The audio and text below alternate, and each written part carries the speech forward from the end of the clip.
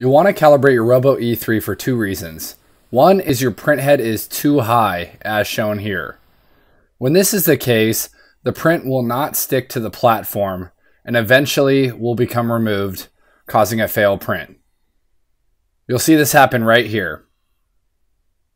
Another reason you may need to calibrate your Robo E3 is the print head is too low, in which case no material will come out of the extruder. Go ahead and click Tools, click Settings, and click Calibration.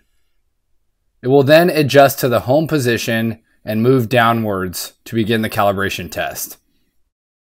What you're going to want to do is go ahead and grab a small sheet of paper, as shown here, and run it under the print head. It should move freely back and forth. After you've done this, go back to the touchscreen and press the down arrow while running the paper back and forth under the print head. You're going to want to press it a few times until you feel a slight grab on the piece of paper. Once you feel the print head slightly grabbing the piece of paper, you know you're at the right height for calibration.